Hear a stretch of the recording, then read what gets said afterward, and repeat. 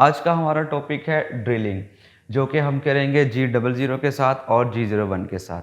तो स्टार्ट करते हैं आज की वीडियो। ड्रिल करने से पहले स्टार्टिंग के इसके कुछ प्रिंसिपल्स होते हैं, जिसमें एक है कि पहले स्टार्ट में हमने एक सेंटर ड्रिल करना होता है, ठीक है, जिसको आप स्पॉट ड्रिलिंग भी कहते हैं। स्पॉट ड्रिल करना होता है। उसके बाद कोशिश ये होती है कि लास्ट हमें जो डाया रिक्वायर्ड ड्रिल का वो है 12 मिलीमीटर का। तो अब ऐसा नहीं होता कि हमने स्पॉट ड्रिलिंग के बाद या सेंटर ड्रिलिंग के बाद एग्जैक्ट उसी साइज़ का ड्रिल बिट ली और हमने इसको ड्रिल कर दिया। उसके लिए क्या होता है कि हमने जब स्टेप ड्रिल किया, इसको सेंटर ड्रिलिंग की, उसके बाद हमने कोई 5 मिलीमीटर का ड्रिल लगा लें या 6 का लगा लें, उसके बाद 8 मिलीमीटर का ड्रिल बिट आप यूज़ कर सकते हैं, एंड देन फिर जो है वो आप 12 मिलीमीटर का। तो हम डायरेक्ट कह लें कि 12 मिलीमीटर का ड्रिल यूज़ कर सकते हैं। उसकी रीज़न ये है कि एक तो उस पर मटेरियल बहुत ज़्यादा है, सेकंड ये कि वो वियर होने का बहुत ज़्यादा चांसेस होते हैं जो इसके आगे से फ्लूट होते हैं। थर्ड ये है कि एग्जैक्ट वो फिर 12 नहीं बनाएगा, वो 12 पॉइंट जो है वो 1 बना सकता है, 2 बना सकता है, मतलब इस साइज़ को थोड़ा सा वो ओपन कर देगा।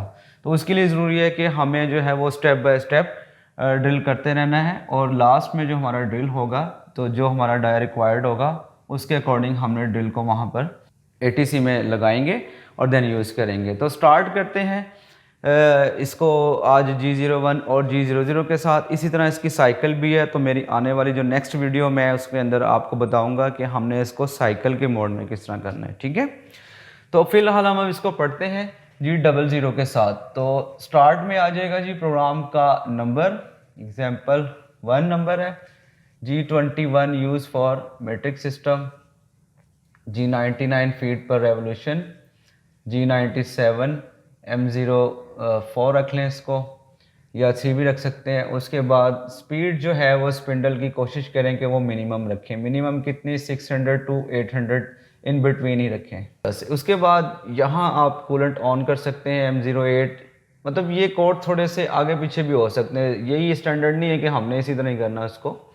इसके साथ भी हम लिख सकते हैं M08, और M03 यहाँ पर भी आ सकता है, ठीक है, स्पीड पहले भी आ सकती है, कोई ऐसा इशू नहीं है। उसके बाद यहाँ हम लिख लेते हैं टूल, एग्जाम्पल टूल आपने जो है वो 1 नंबर यूज़ किया और उसका ऑफसेट नंबर भी 1 ही है। तो अब आपने जो अपने टर्रेट हेड में ड्रिल बिट लगाई है, आप ये देखें कि आपने सेंटर ड्रिल या स्पॉट ड्रिलिंग कर ली है, हमने जस्ट ड्रिल लगाना। उसके बाद जो 5 या 10 या 6-8 मिलीमीटर के आपने ड्रिल मारे अंडर साइज, वो भी एग्जाम्पल आपने कर लिए हैं। अब देखें ड्रिल बिट को हमने इस लोकेशन पे लेकर आना है ना, अपने सेंटर में। तो अब ये देखें, ये जो आपका है ना रेफरेंस पॉइंट, ये एक्स एक्सिस में भी 0 है और जी एक्सिस में भी 0 है।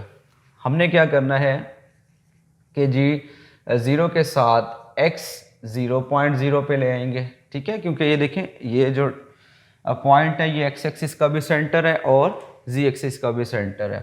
और जी कोशिश करें कि 5 मिलीमीटर या 1 मिलीमीटर या 2 मिलीमीटर अपने इस फेस से जो है वो पॉजिटिव रखें, मतलब इसे टच ना हो, क्योंकि आपका जो टूल है वो रैपिडली आ रहा है। उसके बाद जब आपने कट लेना है, इसमें ड्रिल को इंसर्ट करना है, तो ऐसा नहीं होगा कि 1 टाइम ही आप इसको इंसर्ट कर देंगे अप टू 30 मिलीमीटर तक। हमने क्या करना है कि कुछ उसको जो है हमने डेप्थ ऑफ कट देना है और फिर उसको रिट्रैक्ट करना है। अच्छा, ये ज़रूरी नहीं होता कि रिट्रैक्शन हमेशा ऊपर की तरफ ही होती है, एक्स एक्सिस के अलोंग ही होती है, रिट्रैक्शन जी एक्सिस के अलोंग भी होती है। तो इसकी जो रिट्रैक्शन होगी वो ये होगी जी एक्सिस में। तो रिट्रैक्शन मैं बताऊंगा आपको नेक्स्ट, जो है इसकी साइकिल का मोड है G74, उसके अंदर भी डिस्कस करेंगे हम इंशाल्लाह नेक्स्ट वीडियो में। तो हमने क्या करना होता है कि एग्जाम्पल हमने 2 मिलीमीटर डेप्थ ऑफ कट दे दी और फिर उसको 1 मिलीमीटर जो है वो बाहर ले आए। उसकी रीज़न क्या है, ताकि जो हमारा एक टूल बिट उसको कट कर रहा है उसके ऊपर ज़्यादा लोड ना पड़े, और सेकंड उसको रेस्ट भी मिल जाए, और फिर जो है उसके जो फ्लूट है वो भी डैमेज ना हो। तो रिट्रैक्शन बहुत ज़रूरी है। तो G01 के साथ एक्स की वही लोकेशन है, दोबारा लिखने की ज़रूरत नहीं है, जस्ट यहाँ पे जेड माइनस एग्जाम्पल आपने 5 मिलीमीटर की डेप्थ ऑफ कट देनी है और इस फीड रेट के साथ 0.1 के साथ कोशिश करें कि स्लो से स्लो फीड रखें। अब क्या हुआ कि ये जो टूल है आपका, ये जो इंसर्ट है ड्रिल बिट है, ये 5 मिलीमीटर इंसर्ट हो गई है। अब जब इंसर्ट हो गई उसने 5 मिलीमीटर कट कर दिया, यहाँ पर G0 के साथ Z एक्सिस में इसको दोबारा इस सेफ पॉइंट पर ले आए। अब क्या हुआ कि इसके बाद ये 5 मिलीमीटर पर आ गया, -5 के बाद +5 में दोबारा उसने रिट्रैक्शन ले ली। उसके बाद नेक्स्ट डेप्थ ऑफ कट जब आपने कट करना है G1 के साथ, देन Z। देखें एक्स में तो हम मूव नहीं ना कर रहे, हमने तो जस्ट उसके जो सेंटर है वहीं, इस वजह से हम जस्ट जो है वो अपने Z एक्सिस के अंदर ही उसको जो है ना वो कटिंग करवाएंगे।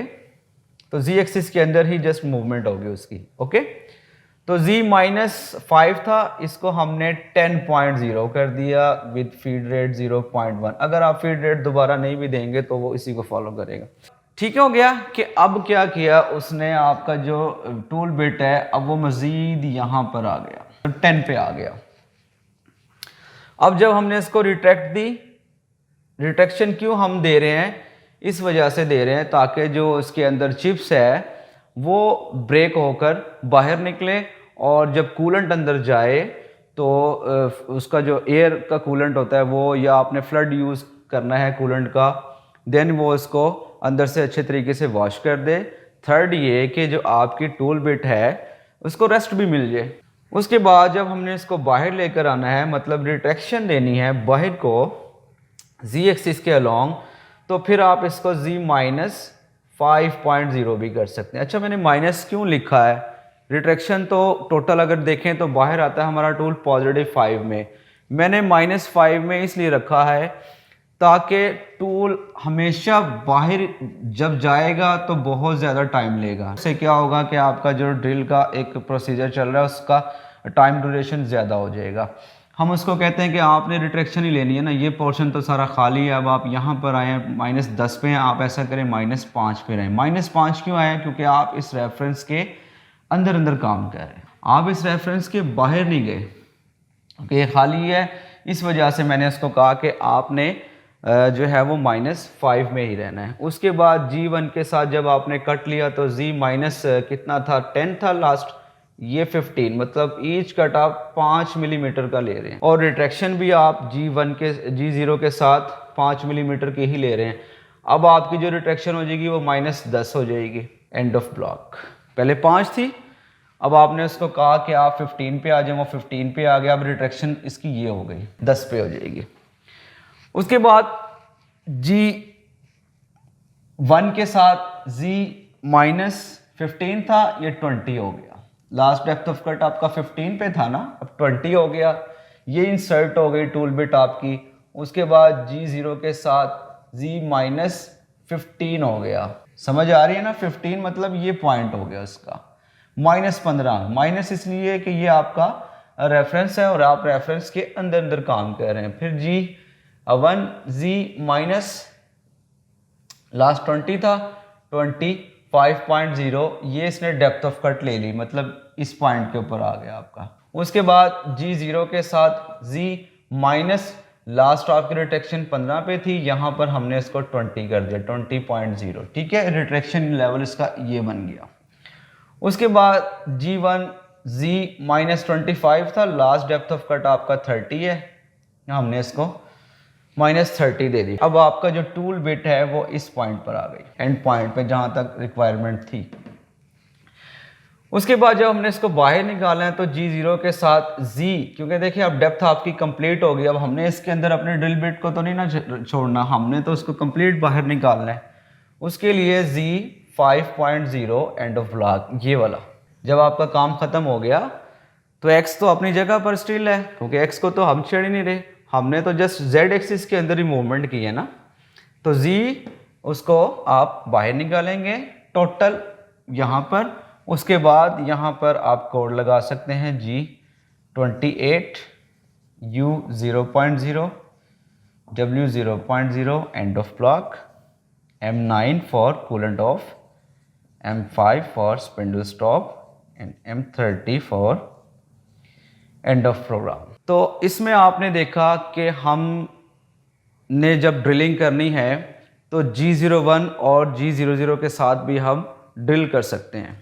अब ड्रिल का साइज़ जो भी हो, एग्जांपल ये अगर हमें रिक्वायर्ड होता है 20 mm का डाया, तो डेफिनेटली आपने जो है वो 20 mm का ही ड्रिल लेना था। लेकिन लास्ट उससे पहले आपने सेंटर ड्रिल के बाद या स्पॉट ड्रिलिंग के बाद कोई 6 मिलीमीटर से स्टार्ट करते, 10 मिलीमीटर से स्टार्ट करते, फिर 12, फिर 15, फिर 16, लास्ट आपका जो साइज़ होता वो अगर 20 होता तो आप 20 का इसको करते। ठीक हो गया। तो हर ड्रिल पे जब आप अपना ड्रिल बदलेंगे तो यहाँ से आपका जो डाटा तो वो सेम होगा, क्योंकि उसने कटिंग जो है वो -30 तक ही करनी है, जस्ट आपने ड्रिल बिट ही वहाँ पर चेंज करना है ना।